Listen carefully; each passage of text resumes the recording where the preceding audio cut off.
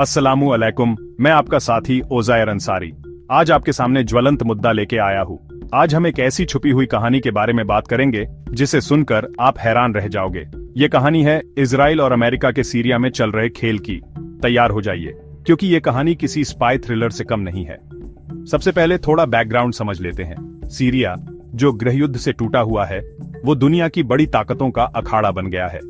लेकिन क्या आपको पता है कि पर्दे के पीछे इजराइल और अमेरिका मिलकर वहां अपनी चालें चल रहे हैं? हाँ, ये सुनने में जितना खतरनाक लग रहा है उतना ही है। इजराइल की सबसे बड़ी चिंता है ईरान का सीरिया में बढ़ता हुआ दबदबा। इसे रोकने के लिए इजराइल ईरान और हिजबुल्लाह पर हवाई हमले करता रहा है।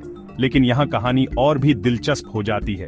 ये हमले अक्सर अमेरिका की खुफिया जानकारी के साथ मिलकर किए जाते हैं। इससे इजराइल अपने निशाने पर सटीक वार कर पाता है और अपने सैनिकों को कम से कम खतरा होता है। अब बात करते हैं अमेरिका की। अमेरिका सीरिया के कई विद्रोही गुटों को हथियार और ट्रेनिंग देता रहा है। मकसद असद सरकार को कमजोर करना और रूस और ईरान के असर को कम करना। लेकिन सबसे बड़ी बात यह है कि इनमें से कुछ गुटों का सीधा संपर्क इजरायली खुफिया एजेंसियों से है। ये एक ऐसा जाल है जो जितना जटिल है उतना ही असरदार भी। 2018 में एक ऐसी ही घटना हुई थी। इजराइल ने सीरिया में ईरान के ड्रोन बेस पर हमला किया। लेकिन ये कोई आम हवाई हमला नहीं था।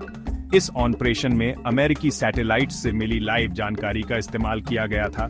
युद्ध क्षेत्र में इस तरह का तालमेल बहुत कम देखने को मिलता है। तो ये साझेदारी इतनी कामयाब क्यों है?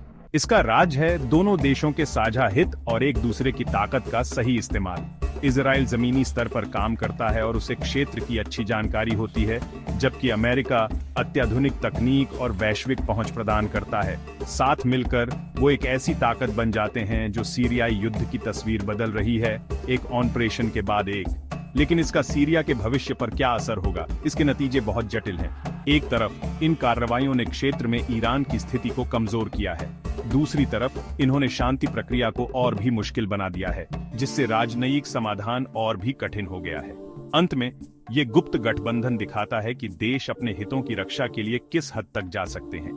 ये रणनीति और अस्तित्व का एक खतरनाक खेल है जो युद्धग्रस्त देश की परछाई में खेला जा रहा है। तो आप क्या सोचते हैं? क्या ये कदम राष्ट्रीय सुरक्षा के लिए सही हैं, या ये पहले से ही अस्थिर स्थिति को और बिगाड़ रहे हैं?